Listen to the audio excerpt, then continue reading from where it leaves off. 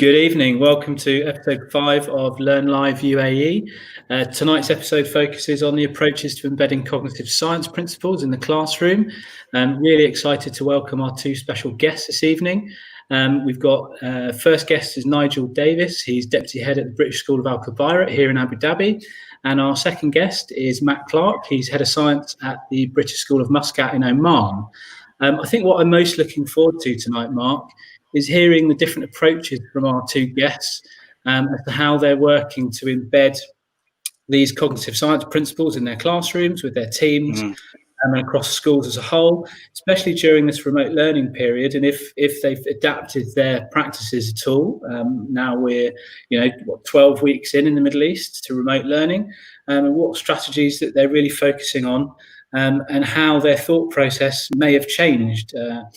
Certainly in the last maybe year or two, and then as well in the last 3 months since we've been in our remote learning.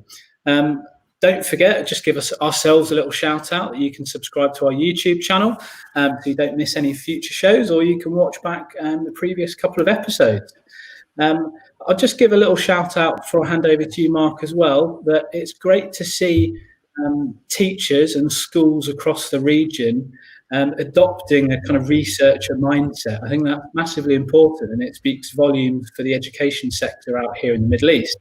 We've got events like Research Ed at Dubai College last year, the Learning Symposium at my own school, the British International School of Abu Dhabi, as well as the relatively newly set up UAE Research Schools Network and so on. So I think it's really great to see that researcher mindset being adopted by educators in the region. I'm minded to agree with you, Ollie, actually, because what's really fantastic to see is that it's not something which is like the star, but it's something that just becomes part of the conversation.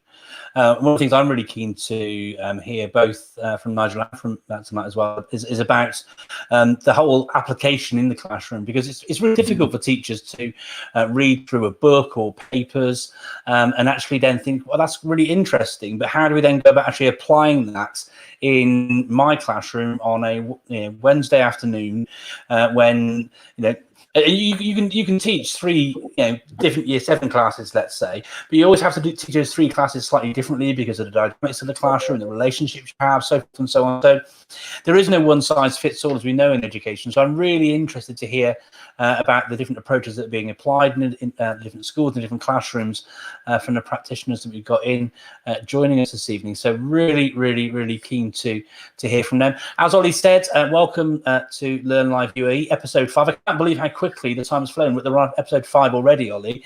It's been really good. I've really enjoyed all the sessions with you so far as well. So I'm really pleased to be working with you on this. Don't forget, please, viewers, subscribe. I'm hoping I'm pointing in the right direction for the subscribe button. If I'm not, it's over there. But we had a conversation before going live, actually, Matt, about knowing which way to point when we're looking at the camera with certain things. But please do subscribe. It's a great way to sort of set a reminder within YouTube to get a little reminder to know when the episode's gone live, and to sort of keep on top of all those various things. Please do as well. It is a live show, so if you are watching us live, you will see on the right hand side a little chat box where you're very welcome to come along and just add some questions. If you're a colleague of Matt or Nigel's, then you can just send a little hello message if you want to, all those sorts of things, a word of encouragement perhaps. But any questions you've got for our guests or myself and I as well are very welcome. And we're in education to help and improve. And that's one of the reasons why research is really important to us as practitioners, so that we can actually, develop and move our practice forward. Every day is a learning day, as they say, Ollie. So really keen to hear from our guests. We're bringing Nigel in first, I think. That's right, isn't it? So without any further ado, should we bring Nigel in and say hello? Yeah, let's welcome Nigel in. Hi, Nigel. Hey guys, how are you? We're great, thank you. Yeah, really well, thank you very much. Oh, thanks for inviting me on. It's a pleasure to be here. And just to sort of add to what you guys were saying, I think you guys deserve some praise as well, because as Ollie knows, I've worked with Ollie on the Abu Dhabi Teaching Conference, and I'm so determined that our profession needs to be a profession that looks beyond school boundaries. and sharing good practice, sharing what we know and learning from each other. And it's things like this that help it. So thank you. It's a real pleasure. I completely agree. I've been involved over the years in teach meets and variations thereof. I'm a firm believer that education is a force for good, and if we're united on that front, regardless of competitive boundaries you might have about student roll numbers and the rest of it, actually, it's a force for good, and together we can do so much more and help so many more children. So I'm really pleased that you sort of share that sort of approach to things. You're down to share a little presentation with us, Nigel, but before we jump into that, could you share with us a little bit about who you are and what your experience is? I've learned, for example, for our pre-live conversation, you're actually from a place about 10 miles down the road from where I actually live. So we've got a definite sort of local reference, and Gary Henderson, if you're watching, you'll know where that is. But can you tell us a bit about what your role is and what it is you do, and maybe how you got there as well? Yes, I've been teaching for 25 years. Started way back in 1995, and I am currently the deputy head teacher at the British school Al Kabairat, or BZAC as it's usually known. I've been there for 6 years. I run the teaching and learning, but I oversee pastoral and I line manage the examinations process, which is really fun at the moment. With what's coming up over the next few days. And prior to that, I was a teacher back in the UK in Woking in Surrey for 17 years. And then 2 years before that in Norfolk. So I was in the Winston Churchill School in Woking, from a geography teacher up to deputy head before I left to come overseas for an adventure. That's really interesting, sort of journey. You stayed in the same school for 17 years, or moving up through the ranks, as it were, during that time. Was it school was just so lovely, or was there any other sort of reason for you staying there?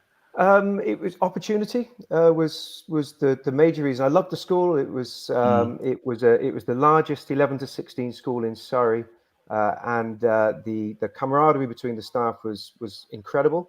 But at certain points along that time, I was thinking of leaving, and then something would come along, and another step up the ladder, if you like, would come along. But it definitely got to the time in 17 years where I thought, no, the last 2 years I knew I had to leave.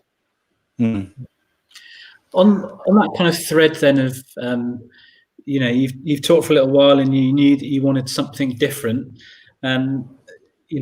Fads coming in and out of education, fairly cyclically these days, or so it feels. How do we go about avoiding fads and making sure that what we actually choose is impactful for our students, our teams, and our schools? Yeah, I've not only lived through fads. I'm going to hold my hands up and say I've been responsible for pushing them as well. The learning styles fad that was 10, 15 years ago now. We had in Sims at the time. We had the learning styles of every single student was judged and put into Sims, and we would have a printout of that when we went in to look at lessons. So it is a challenge. I think we're better placed than we ever were, because we as a profession are becoming more and more research engaged, or certainly research informed, I should say. So the key is to be able to look at pieces of research and be able to say, is this going to work in our context? And then what we're trying to develop at our school, and I know the good schools around the world is to have our pieces of research that take place and have decisions driven by research and decisions driven by, will this thing work? If we think it might, well, let's give it a go, but let's see how it works before we make any final decisions as to whether it should be whole school. And we are moving towards being a far more research engaged profession, which is such an important thing. Yeah, no, I completely agree with that, and it's lovely to hear your approaches to that at the school as well. And actually, something that I'd like to reflect on as well, and sort of praise you for, I guess, is you actually saying, fair cop gov, learning styles in Sims. That there isn't enough, I don't think, people actually fessing up to some of the things. I saw someone recently put out a really lovely, because I talk a lot about teaching and learning with technology, as you probably know. And I saw a guy who teaches at Bridgend College. And he was talking about some things that had gone like completely belly up. And he started a hashtag EdTech failure. And I think actually the more we share about the things that don't work, actually that's just as useful as sharing the things that do work, because at least if you share the things that don't work, others can learn from your mistakes as well. And I think there should be so much more of that. But social media is a funny place. People feel afraid they might look a bit silly or something. I don't quite know what the answer is to try and embrace failure more sort of openly on social media. But yeah, no, thank you for sharing that. That's really generous of you.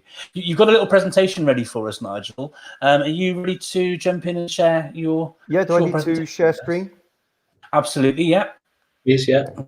That should just pop up, and we'll let you know when we can see it.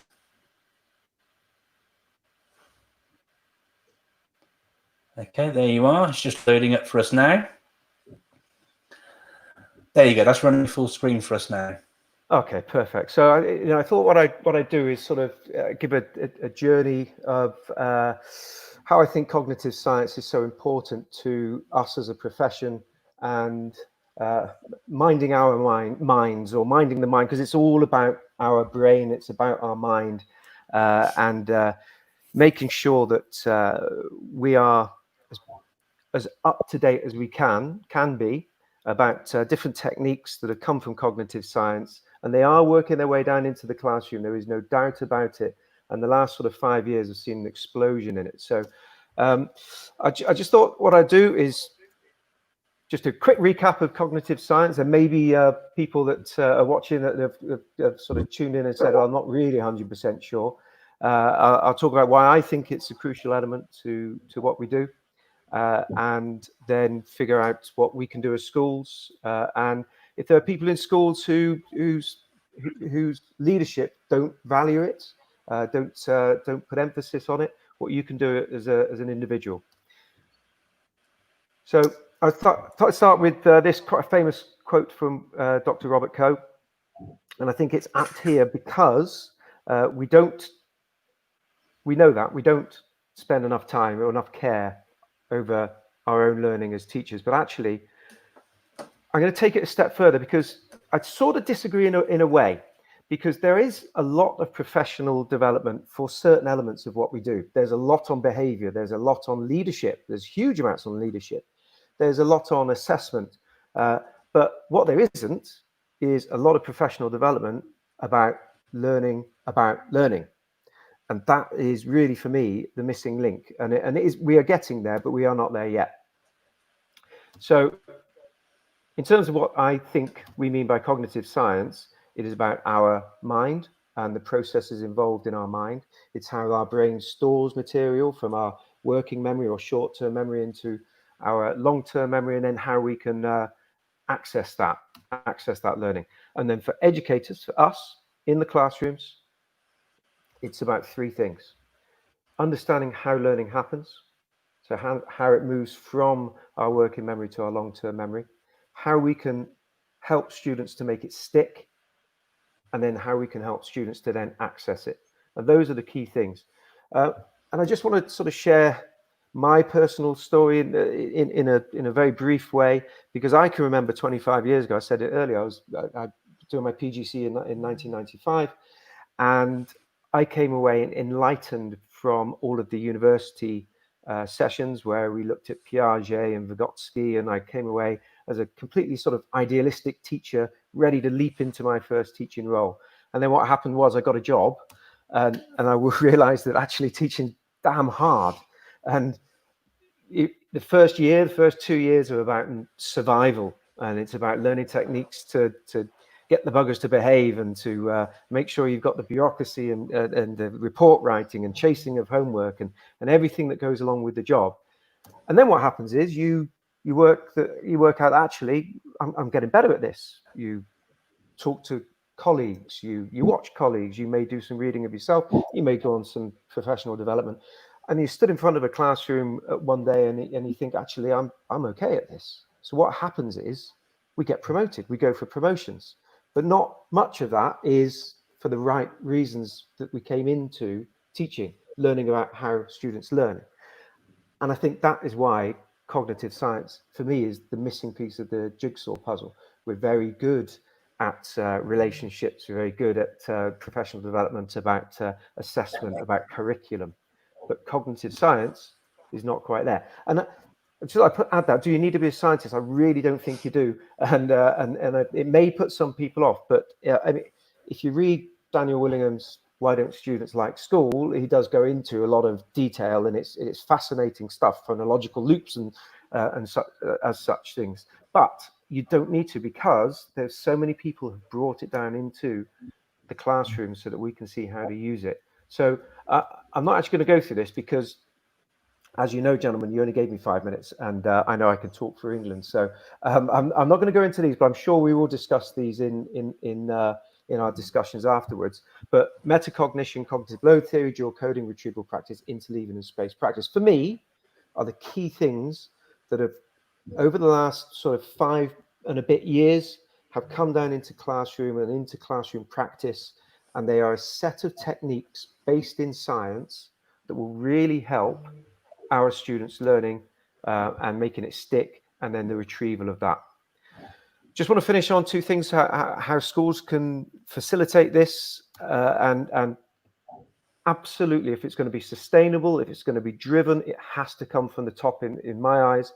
The senior leadership of the school, from the headmaster to the senior team, have got to open the eyes, ears and minds of the members of staff and take them on a journey with why it's important. It's got to be pushed in websites, in blogs, in readings, in professional learning libraries that I know a lot of schools around the area have now got, which is really pleasing. I do a Thursday read every Thursday, funny enough, and it just gives a blog or a Twitter feed or sometimes a video or an article that is to do with either cognitive science or teaching for learning. And we changed our way of talking about this. So I know it's semantics, but teaching for learning is within our whole school development plan. And that filters down into our department development plans. So each of our departments have to look at our 4 key foci, which are questioning, feedback and reflection, literacy, and cognitive science. And they have to do a review of where they are, an audit of where they are, and then they have to say, right, this year we're going to focus on this element of this key foci. And then we share best practice. So we have things like teach sheets Olly mentioned before, and we have things like speed dating events where this is very collegiate, and I think that ties in very well with the top one. If you have a top-down led approach, but it's collegiate and we're all moving forward together, that's where you get the sustainability for this. And that's our blog. I grab things off of the internet and chuck them in a Google Doc and for using with the Thursday reads. And then what can you do? I think Twitter, and we were chatting about Twitter just before we came on, and it's just revolutionized how we as professionals can link not just with each other, not just with fellow professionals, but with top minds in our field. You can personally message Daniel Willingham and get a reply, and these are incredible things. So use Twitter, read blogs, and one blog will lead to another. They're so linked. And I just thought I'd finish with 5 books. 5 books down there, and as I said to you before, chaps, I haven't read the 3rd one, but I put it in because I listened to Paul Kirshner at a Research Ed event last year, and he was so good. And I love Carl Hendrick's book that he did with Robin McPherson. So that book is something that is a must for me very shortly. But it came out about a month ago, didn't it? So that is me, and that's it, guys. Brilliant stuff. Thank you very much for that, Nigel. Lots of things that really resonate with me as well. I wanted to ask you, you mentioned some of the things like the learning scientists sort of talk an awful lot about on their resources and websites and so forth and so on, with cognitive loads, interleaving space practice and so on. If I was somebody new to thinking about cognitive science, you mentioned in our conversation before the show about doing an overview type presentation about all the various parts there. If you were somebody, if I was a sort of an NQT or somebody who hasn't really thought about sort of engaging with research and thinking about cognitive science, out of those that you sort of listed there, there's the various things: retrieval practice, space practice, so forth and so on. Have you got anything, one sort of thing that you would think would be the most approachable thing to look at, or the thing that might have the most impact for somebody, or that might actually be the best thing to sort of start with as a starter for 10, so to speak? And then linking onto that, do you have any, you mentioned Twitter and blogs and so forth and so on, and books and professional reading and that. Have you got any resources that you might sort of want to link to that as a starting point for you to sort of go off and have a little think about? Yeah, sure. In terms of starting point, one of the things that I think is so great is that this whole field of cognitive science is now coming down into the classroom. And if you think about something like the metacognition and the self-regulation that comes with metacognition, and the thought processes of learning about how you learn, that filters down so nicely into Rosenshine, and then what Tom Sherrington's done with Rosenshine's principles into that book of really clear to understand guidelines of how you can model and how you can talk through as an expert, you talk through your thought processes, so you're modeling it for students. That for me, out of everything, would be the one thing I would advise NQTs to have a look at, because I think what you're able to do then is you're able to, because our job is to really get students to think, to master what we're doing, and to think like experts and to behave like experts. And if in your early years of teaching you can develop that practice, that for me would be the best thing. The second question you asked was, if I got it right, was sort of where to start, really. So anybody, you mentioned Tom and the Rosenshine Principles book, what have you, but are there any other people or blog posts or signposts you could give to viewers to give them an alternative or a further sort of place to go and look for more help and support with that? Yeah, I think Pooja, and I can never pronounce her second name, but the Powerful Teaching retrieval practice site is superb. And I think to me, the ultimate king for this is Daniel Willingham. So I would just go straight to him and read everything you can about him, but certainly read Why Don't Students Like School? That book for me was revolutionary in how I thought about how students learn. Thank you very much. Ollie, do you have another question for Nigel? Yeah, I was just going to ask, you mentioned at the start of your presentation about how, let's say you're one of these teachers in a school that your SLT aren't supporting an open in terms of, eyes and ears and minds. What advice would you give to them about approaching their SLT to open their eyes, ears, minds to, starting the journey with cognitive science in their classrooms? Yeah, and it is a fact, isn't it? It's got to be a fact that around the world, and we're thinking globally, there will be international schools where people are stuck in old-fashioned ways of saying, old-fashioned attitudes of, and we've all heard this before. Oh, it's just coming around again. I've seen this all before. Yeah. It's come around again. It's going out of fashion. I think the great thing at the moment, and better than ever before, is just that sheer volume of people whose work is accessible. So Tom Sherrington's work, for example, is accessible, it's readable, and we're coming to a stage where if I go back to just after I started teaching. I've been teaching for about 6 years, and I decided to do an MA. And that's when I first started reading Dylan William and Black and Williams, working inside the black box, and his work on formative assessment. And that at the time was still very highbrow, and it was very university based.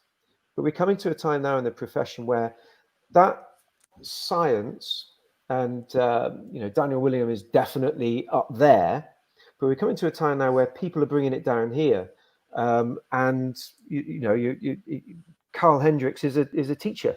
Robbie McPherson is, I think he's just got his first headship, but he's a teacher. He's not a scientist. Kate Jones, whose books are fantastic, is our head of history.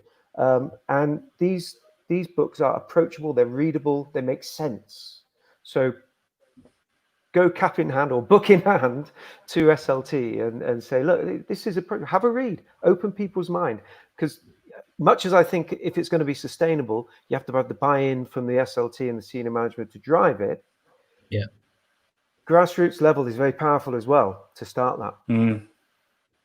Yeah, I noticed on your list is a book I'd like to give a bit of a shout out to now, which is this. You talk brilliantly there about translating practice and theory into classroom context, and the fact this is a book from the Learning Scientists. What I really like about this book is the fact that it's written from kind of three different perspectives.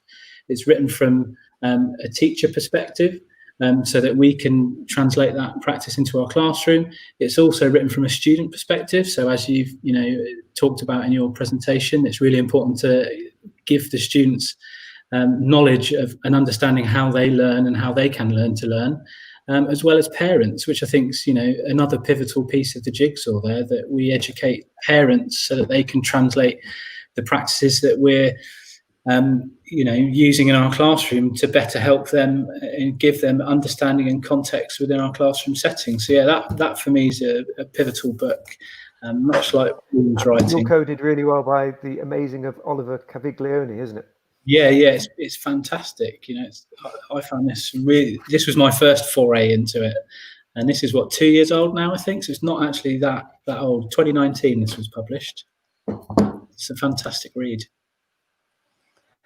Just want to jump into the comments for a second. We got a comment here from David Van, who, if I'm correct, is a colleague of Matt Clark, who's coming on and joining us next. He says, great takeaways, Nigel, superb reading suggestions and on point with top-down collegiate approach, sharp whole school focus. So thank you very much for your comment, David. We're hoping to get David on as a guest in the show in the near future as well. So thank you for that, David. If you've got any questions for Nigel and or myself, Ollie or Matt, please do bring those through into the comments. I'll share a book as well. It's funny you mentioned the Oliver Caviglione stuff. One of the books I've got here is illustrated by him as well. This is a really interesting book as well. But linking through to the question I asked you, actually, Nigel, I found this book to be really approachable as well. The Science of Learning here, 77 studies that every teacher needs to know. And the way that it sort of breaks things down inside into, it's not like your Oliver Caviglione type things, but the way that it breaks things down really, really clearly, sort of poster style thing. We talk about involving engaging students with the process, and metacognition is so important as a part of that, whether you believe that Hattie's research has been done statistically correctly or not, or whether it's pseudoscience or not, whichever way you look at it, I think students need to be really involved in the whole learning process. And having things sort of displayed really clearly in this kind of way as it works its way through. This is another fantastic book that I highly recommend as well. I was thinking, I'm going off piece a little bit here, but it goes to what you were asking as well. I heard about a school not too far from yours last academic year, for example, having some professional training on learning styles again, and it goes to show how that sort of thing can still pervade even in quite a forward-thinking region in which where you were all working. Some of the schools I've worked with in Dubai and Abu Dhabi have been some of the most forward-thinking schools in the world, and to think you've just down the road you've got other schools that are thinking about things that far behind, it just makes you wonder sometimes how you can help with those sort of things. It's interesting you're talking about those approaches there before, Nigel, about how to actually go about approaching those things with senior leadership when, grassroots type things are always very difficult from a team perspective to actually try and bring leaders on side in those sorts of ideas. Have you got any more hints and tips, perhaps, for how you create those conditions for success as a school leader and as part of a leadership team, or it could be talking about someone who's on a leadership team in isolation, even? How, or do you have any sort of tips around how you can actually sort of change hearts and minds and help people to see the benefits of these sorts of things when you're there in relative isolation? Yeah, isolation is really tough, and but going back to something we were talking about earlier, which could help this sort of thing, is Olly and I sit on the Abu Dhabi Teaching Conference Committee, and these sorts of events, the research ed events, if people are in the UK, teachers, pedagogues, these sorts of things. If you're the lone voice in your school, at least what you can do is try and encourage people to go and speak to people in different settings, in different contexts, and learn the word, if you like, from professionals outside of the establishment, because it's definitely tough, isn't it? But these events, the teach eats, the research eds are incredible. These are driving a cultural change within our profession, and there's such a power of good. So the more that all of us like-minded professionals that teach for learning can drive those forward and market those, the better. Fantastic, thank you for that. I'm looking at the time, Olly. I think it's probably the time we brought on Matt Clark and see what he's got to say. Thank you so much for that, Nigel. What we'll do, sort of Graham Norton style, we'll move you down the couch a little bit, and so you can stay with us for the for Matt's presentation, and we'll question Matt for a little bit after his presentation. But feel free to make the notes yourself and come in with some questions yourself afterwards as well, Nigel. And we'll have a little chat towards the end of the show and sort of wrap it up round about on the hour. All right. So how are you doing, Matt? Yeah, not bad, thank you. How are you? Yeah, I'm really, really good. Thank you. Welcome to the show. So can you tell us a little bit about your context and sort of how you got into teaching, your journey to where you are now, and your role in the school that you're currently at? Yeah, so I think teaching for me was something I hadn't originally planned on doing when I was at university and so on and so forth, but I always liked science and did a science degree. I always did a lot of youth work as well. And then it kind of clicked halfway through my degree. I thought, well, maybe if I teach, then I can do science and youth work at the same time. And actually, it was the first time they'd run it. There was a module in my final year at university called Physics into Schools with the Ogden Trust. So I got a whole kind of unit and did a placement in a school and just loved it, really, because working with teenagers is tiring, but it's fun. So yeah, I worked in the UK for about 4 years at 2 different schools, and then 6 years actually, and then decided to chase some sun and some adventure and moved out to Oman, so neighboring the UAE, and I've been here for the last 4 years. Came out just as a science teacher, and then a couple of years ago got the head of science role, which is a really great opportunity, and since then just been. Well, 2 years ago, really, is when I first came across this idea of cog-sci and all of this sort of thing. And it kind of blew my mind a little bit, because it was like, this actually makes sense, thinking scientifically about what my job is as a science teacher seems, I didn't know why it hadn't occurred to me before. So yeah, that's pretty much where I am now.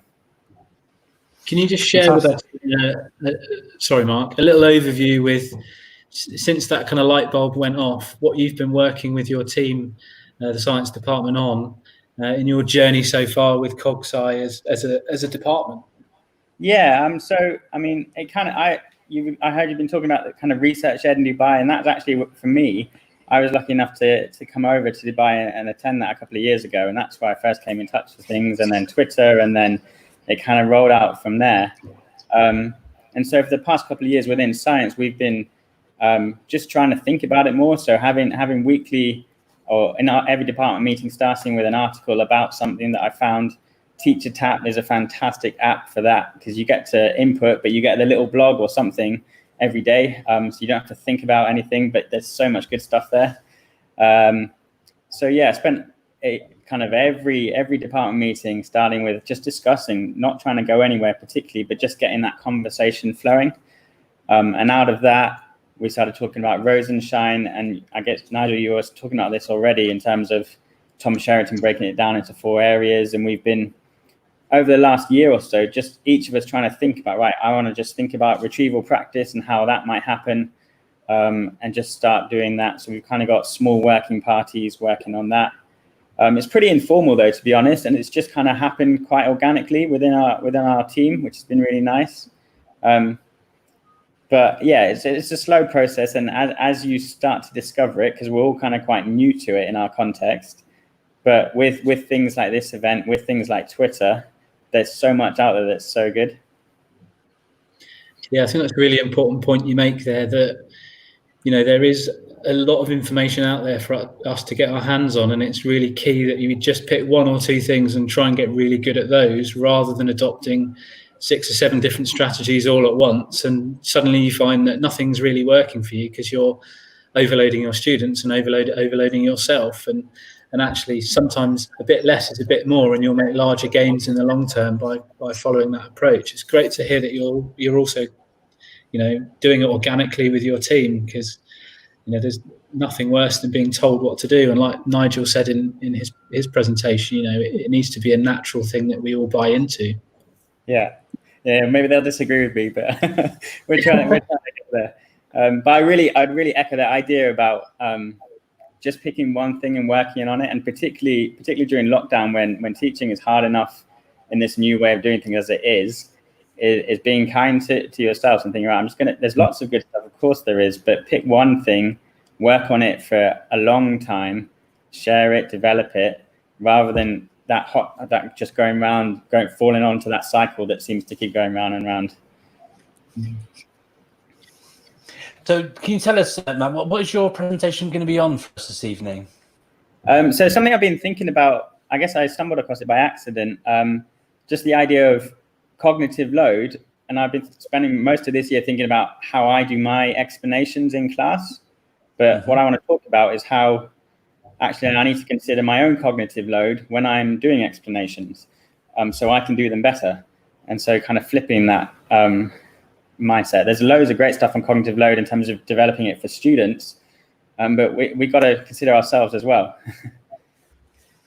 I'm really interested to hear what you've got to share with us. Are you ready to bring up that presentation on screen now to share with us? Is that okay? Yeah, sure.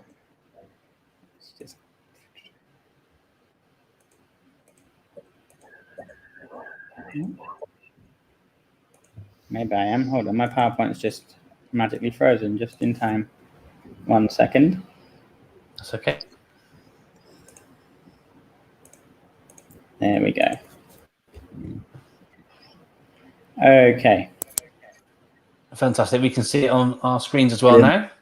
Okay. So it's kind of a PowerPoint, but not a slideshow, because I want to talk a bit about how I've been using PowerPoint in terms of developing my explanations. And so the idea, I had a couple of examples, and this one on the screen at the moment is how I currently now talk about teaching the national grid. And it's a flowchart of a process. And the way I used to do it is I used to kind of model on the board. I used to draw my boxes and write power station. And I used to talk a bit about that. And then I used to draw another box and talk about transformers and so on. And I was always, first of all, as you can tell, my writing's pretty terrible and my drawing's not great either. But I spent a lot of time thinking about writing neatly, what could I draw, as I was trying to explain a concept to the students.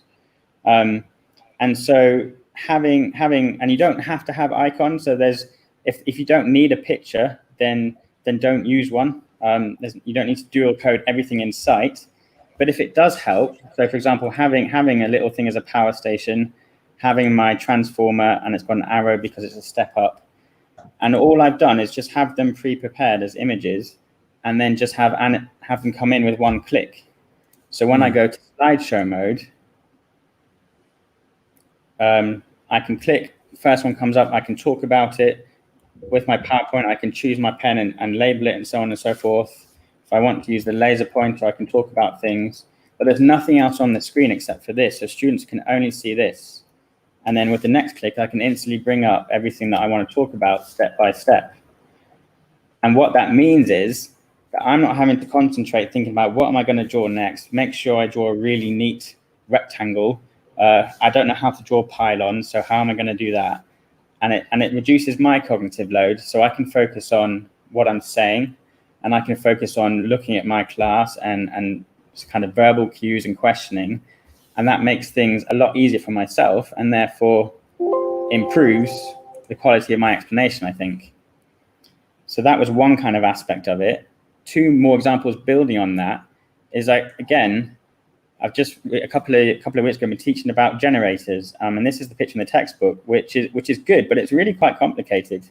And so I was thinking about, well, how do I explain this step by step? And I can't draw it, but I can cheat, because here's the picture that I've just copied and pasted into my PowerPoint to show.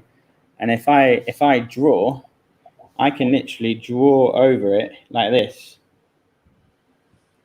And I could choose a different pen, I could draw my coil, and I'm literally just tracing that picture. And so when I get rid of the picture, I've got the diagram in a very simple line format that I wanted. And so that's what I've done over here. I put white boxes over it, so it gets revealed step by step. But what that means, again, when I go into my slideshow, I can, oh, sorry, oops. Need all my white boxes there. When I go into the slideshow for the generator, step by step, I can talk about things. So then I can bring up that part of my picture and I can say, over here, we've got our magnets and there's a magnetic field, and I can draw the magnetic field, and I can just bring in bits of the picture step by step. And because I'm not good enough to draw these things straight away, and even if I was, I wouldn't want to be thinking about it, I can really concentrate on making sure that my verbal explanation is as good as it can possibly be. And then I can keep my incantation, or I can discard them, and I've got that ready for next year. So the other thing I was thinking about, this idea of being kind to myself in lockdown, working on my practice, developing what I can do. So this, I've been doing this in screencasting it for my students, so it's a video, but it's reusable. Next year, I can reuse this PowerPoint template and teach it live as I would when I was screencasting it a couple of weeks ago. Just a fine example of the same thing. Again, I had this diagram over here that was a little bit complicated, and I've done exactly the same thing. I spent a bit more time tracing it with some neat lines, but every single part is a different part. And so that means, again, I've just used the animations tab and made them come in one click at a time. So when I go to the slideshow, again, I can say, oh, here comes in the sound wave. And then bit by bit, the next thing that comes in is the diaphragm. And I can use the PowerPoint annotation tool and I can label things. And I can label all the bits as they come up. And I can use the laser point to say, well, the sound waves, the particles are vibrating. And then I got a little bit carried away with animations. So rather than just appearing, you can make them move as well. And that was just to help them visualize that in a speaker, the sound waves vibrate, which makes this vibrate, and so on. But it wasn't, there's nothing there. All it really is me animating as a fade, or animating in terms of a movement.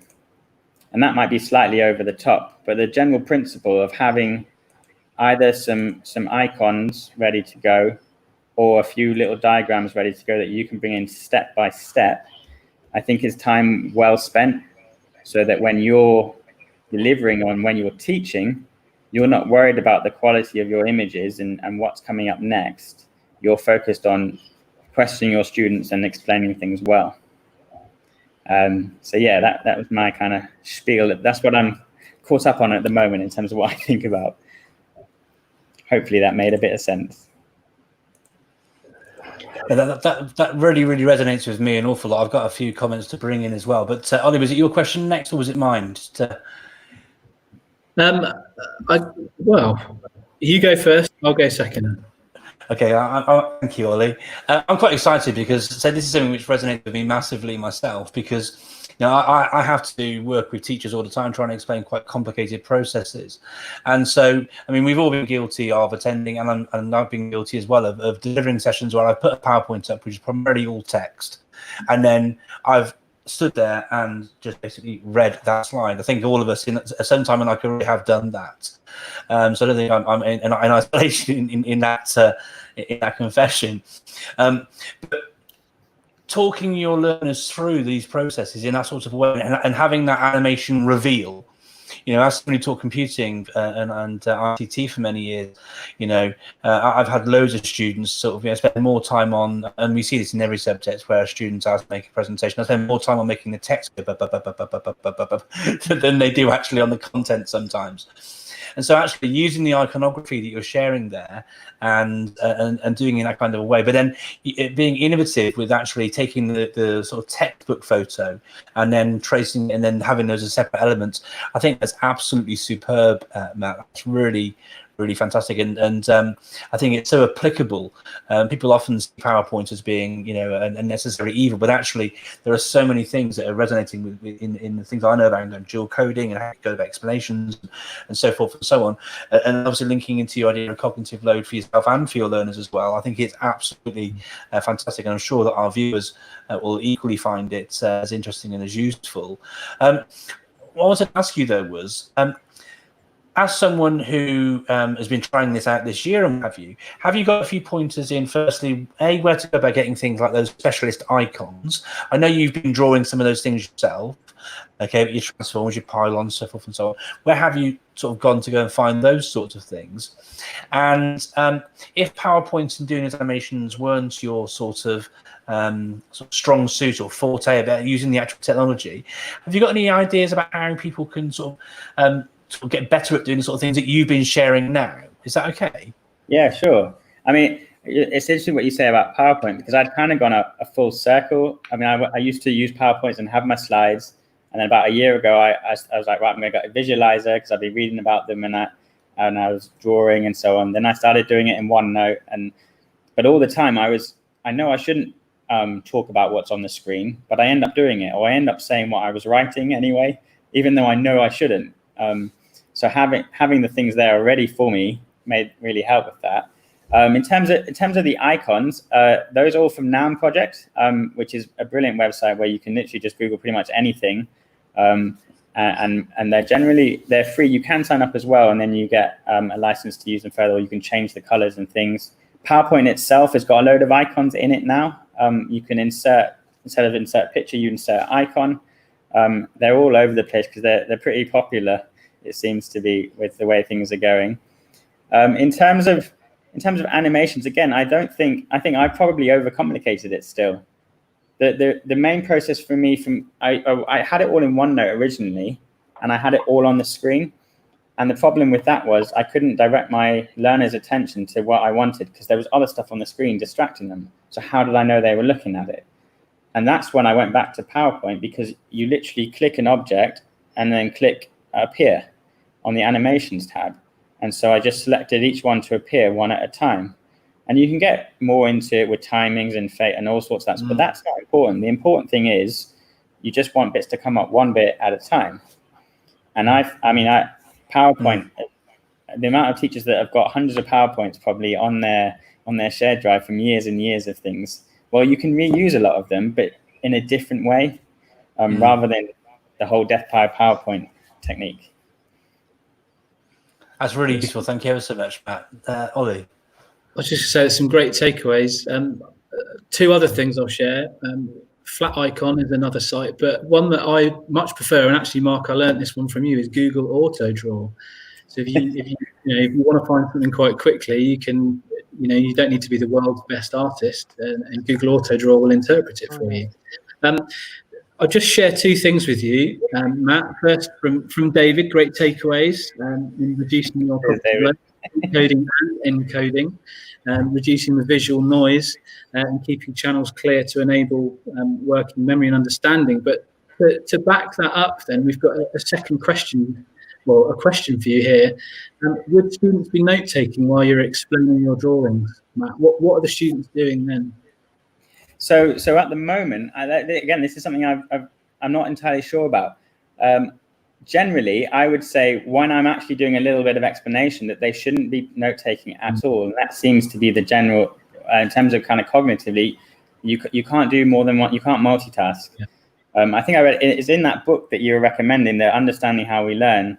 And all my students are always like, yeah, we can. And you get them to go from A to Z as quickly as they can, and from 1 to 26 as quickly as they can. And you time them, and they can do it in about 5 seconds flat. And then you say, okay, right, do A1, B2, C3, and get all the way through the alphabet. And they can't do it. So proving to them, first of all, that they can't multitask, I think is your first step, because they don't believe you and they think they can. And then insist that they don't. So when we're going through those explanations, there's no note taking, they're just focused on that board. But that's where you as a teacher, you need to be questioning them. You can't just kind of go through 20 minutes of lecture and hope that it's going to be stick. You've got to question them. How you do that in remote learning, I don't really know yet. But in the classroom, you've got to do it like that. Yes, some sage advice there. I think we're all trying to figure out what works best whilst we're remote learning. My personal opinion on it is less is more, I think, and really sort of stripping it back to the bare essentials that you actually really need for students to have their attention focused on. I'm with you on that as well, that really your students should be just watching you and listening whilst you're explaining things. Otherwise, their attention is split. Nigel, jump in. I put my hand up. I just want to give a shout out. I know I mentioned it earlier to Mark just before he came on. And Edpuzzle is something that's come. Hello, can you hear me? Yeah. Yeah, back on. Edpuzzle is something that's come to our attention recently, and the beauty about Edpuzzle is if you're pre-recording that lesson, Matt, you pre-record it in Loom or Screencastify with you talking over your PowerPoint. But then if you put that Loom or Screencastify into Edpuzzle, you can then stop it whenever you want to and ask questions. And those could be free flow questions, or it can be multiple choice questions. And the other brilliant thing is they're not allowed to skip. So they can't actually physically skip it. So it's like you standing in front of them saying, right, okay, I've gone through this bit. Now, I want you to answer this question. And the beauty about it, in the class, we always struggle, don't we, with questioning, where I'm throwing out a question and, okay, who do I, unless I've got the mini whiteboards or I've got Chromebooks and I'm doing something on the Chromebooks, too often you see people just asking the first person with a hand up. Well, this one totally avoids that because everybody's got to answer it. So it's a great little bit of software. Yeah, I checked that. There's a couple of teachers at school that have been sharing that, and it's on my to-do list, but it might move a bit higher up now. Thanks for sharing that. There's the thing you mentioned, Nigel. I mean, it is called teacher superpowers, isn't it? The ability to stop them and that they can't actually move it forward and things.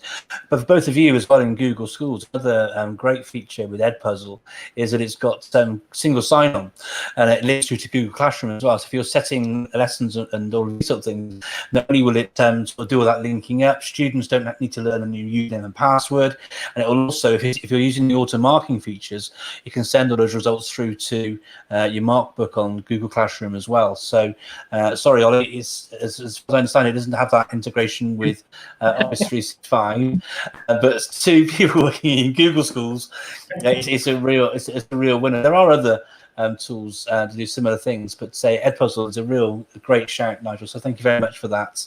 We've had a nice big thumbs up from the guest who asked that question as well. So perfect answer there. So brilliant stuff there.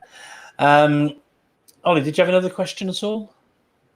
I might ask Matt a question then. Nigel's sort of given his EdTech tool or tip that could help people. Matt, what, and you can't say PowerPoint, what EdTech tool or tip most helps you with your work? I So I would say it's not edtech. It's colleagues. So okay, you could use Twitter to get colleagues if you haven't got, if you're in it. So for us, there aren't a lot of international schools here compared to the collaboration that's going on in the UAE. But talking to colleagues and trying stuff out, that's what makes the difference. Stuff like Twitter and stuff like TeachTheTap is a really good way to access what else is going on. But until you start trying it out in your classroom and discussing it with the people that you have those relationships at work with, I think there's going to be limited impact. I agree with you there, Matt, as well. I'm going to do with a final question, if it's all right, both, and this is to both of you, actually. And it's not that I'd like you both to respond, if that's okay. And I'll come to you first, Matt. One of the questions we were going to ask at the end of the session today was about a sort of a book recommendation or a blog, and we kind of covered that a little bit with all of our conversations this evening. So one of the questions that we shared with you beforehand was about something you've tried, and actually I think this is quite a nice sort of way to sort of wrap things up, because there's been quite a lot of discussion about things we've done which we in hindsight weren't the best things to approach and what have you. So is there anything that you've actually tried, okay, but would recommend avoiding because it hasn't worked for you? And I'll ask that to you first, Matt. So I think the main thing is that I just tried to do too much too soon. So again, you got all these different bits of cognitive science. So, and I when I first found out about it, I was like, right. So I put in retrieval practice into my lessons and roulettes, and I was live modeling, and I was spacing it, and all of these things. I was just trying to do everything at once. And first of all, I couldn't handle it, and my poor students, they didn't know what hit them. So I think, again, I've said it before, to be fair, but just pick one thing. And I don't think you can go too far wrong with any of the cognitive science kind of categories. And there's loads of examples of teachers doing it in all sorts of different contexts. But just pick one thing for now and really work on that, because it's going to have impact straight away. But you need to develop it and figure out how you do it for you with your students in your context. And that will require tweaking. That's a brilliant response. Thank you so much, Matt. And how about yourself, Nigel? If I think more from a school leadership point of view and trying to drive a direction for a school, in terms of reflection, it's things change, but they change slower than you want them to, and be accepting of that. They're not going to change overnight. They're not going to change in one academic year. I was a research head as well, Matt, last year in Dubai, and I listened to Robin McPherson talk about how he was changing his performance development, and he said 5 years to get it right was what he thinks it would take over at Dollar Academy up in Scotland. And there's a temptation where you've got energy and you've got enthusiasm and you can see that it's the right direction to go, to try and force it through too quickly. So have that understanding that it is going to take time. Not 5 years though, hopefully. Inshallah. No, I definitely agree with that myself as well. I had an experience. We did my school, Clevedon, actually, we mentioned the school earlier. We had an iPad 1-to-1 project, and it was still really, really early. So the device hadn't even been on the market very, very long. But we were in a position to launch the project where the children had the devices in their own hands, really, in about the May time. And as a person who'd been sort of really getting into the use of it and so forth and so on, I was massively ready in May to go live and so forth and so on. But as it goes, and you can't, sometimes when you're so close to things, you can't really see the wood for the trees, can you? But the head teacher quite rightly said that we're not ready as a school, so let's wait a bit. And we waited in the end until the Christmas, and it was absolutely the right decision. It gave us time to reflect on where we were at, spend more time professional learning about using the technology for purposeful reasons rather than perhaps other reasons, so forth and so on. It's a great example. It was one of my biggest learnings from that project. as it goes. Being mindful that these things do take a long time, and just because you yourself might feel like you're ready doesn't mean to say that everybody else is going to be on that same page as you as well. And these things take an awful lot of time. You got any examples of that for yourself, Ollie, from your career? I think once you, not CogSci related, but I think leadership related. I think once you first step into the kind of middle leader ring, or even the senior leader ring, I think you naturally you put a lot of pressure on yourself to want to make massive change in a really short time space. But actually taking a step back and reasserting yourself and just taking your time to win the hearts and minds of the people around you is massively important learning step. And when I first stepped into middle leadership in my previous school back in the UK, I wanted everything to change there and then, and that's really not the right approach to have as a leader within a school. So I think that resonates with me on that front. I do have one question for anybody actually on this final topic.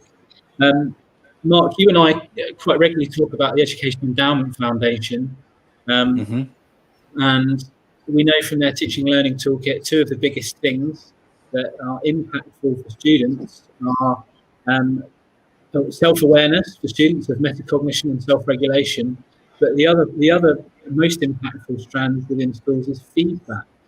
Can anyone share any research that informs how you approach feedback within your team or your school?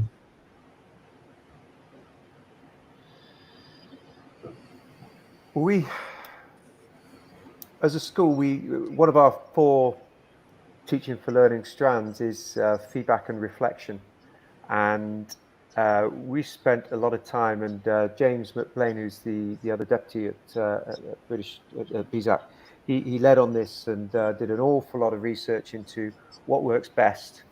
And Dylan William is the king of this, and says it's got to be more work for the student than it is for the teacher, and the student's got to get something out of it.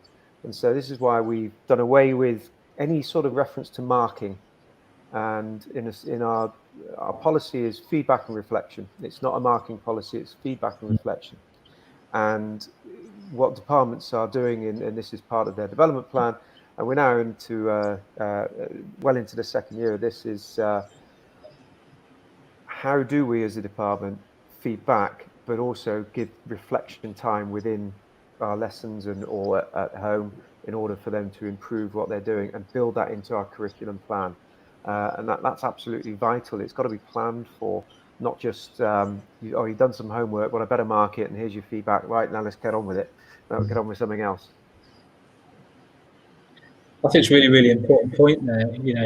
All too often, even on a grassroots level, just in a classroom, when you pose a question for students, you want that immediate response, don't you? But actually, you want them to pause and reflect for a minute and really deeply engage with whatever knowledge content you're dealing with before they actually give you the feedback you're looking for, and in terms of response. That's a great bit of advice there, Nigel. Thanks. I'm going to leave it over to Matt if Matt wants to jump in with something. I'm with Nigel on the sort of more effort for the recipient than the donor sort of thing from Dylan William. That's very much what I'm sort of thinking as well. So I'll bow out with that question so we can hear more from our guests. I've talked enough for one episode. Do you have anything to say on that question, Matt? I think Nigel's got it spot on, really. So it seems that there's a really positive shift in lots of schools that you hear about now in terms of moving from a marking policy to a feedback policy, and so maybe it's just semantics, but actually the thought that's going in behind that is what's important. Thinking about how you make feedback meaningful for students, and maybe linking it back to CogSci and what Ollie was saying, the idea of students can perform really well in a classroom based on something that they've just done, but that's different to learning. And so when you're giving feedback, you want to make sure that it's improving the learning in the long term, rather than just a short-term performance measure. And those are two quite different things. It's something that I really don't have huge answers on in terms of how you do that. And particularly in the online learning, it's been a frustration in terms of having that an effective way of giving meaningful feedback for students when you don't have them there to engage quite as easily as you do in the classroom. But I'd fully echo the comments of it's got to be meaningful. It's got to cause some change in the students' thinking, and it's got to be kind of planned for. You can't just kind of make it up on the spot as you go. You got to put a lot of thought and time into it. So having support from your team and from your senior leadership in delivering that, I think is brilliant when you have that, and then you can really start to move things forward. I agree with David, by the way, what he's just written there. That's a very, very good point. Yeah. Yeah, I thought I'd just share that. He sort of sent that through as well. Yeah, he's on the ball, David Van. Yeah, absolutely. Yeah, I've been interacting with David for some time. We've had a few discussions as well around. I did this thing about a leadership thing, but yeah, I've got a lot of time for David, and we have some really useful professional learning conversations. And it's interesting with the thing with David, we don't always agree. Actually, I think that's quite nice because going back to that social media thing, it's very easy to get yourself into a little bubble on Twitter, which is reflecting back, yeah, that's a great idea, I do this, and just saying that's right all the time. But actually, it doesn't really help you develop as a practitioner yourself. And so I love the professional challenge that we have between us in our conversation. So thank you very much for joining us tonight, David. I'm mindful of the time, Olly. We've actually gone beyond the time. Overrun. Luckily, it's not. We haven't got to pay sort of 15 dirham per minute extra. We go over anything, so we're all right on that front. But maybe we should, if there's an appetite for these sort of conversations, actually we could revisit this again in the future. If both Matt and Nigel will be interested in coming and joining us again for a further conversation around this. There's plenty more for us to learn, and maybe we could have a sort of a deeper dive into some of these things more in the future. If you'd be open to having a further consideration, both of you. Yeah, sure. Cool. You don't have to answer now while you're on air. I feel like Queen's Under Pressure needs to be playing in the background right now. But, no, that's fantastic. Well, thank you so much, both of you, for joining us on the show this evening. And I've learned loads, and it's been really, really helpful. Thank you to our guests. Thank you to our viewers. And David's sending his thanks through. Now we had a few people coming and joining us tonight. Olly, I'll hand it over to you. Thanks again once to our guests. We mentioned Matt's cognitive load and Nigel's whole school approach. We'll share their Twitter handles if you haven't seen them on this broadcast within the show links, and Matt's blog on cognitive load theory and how he's approached it, so that you can read that. Thank you once again, everybody, and have a great evening.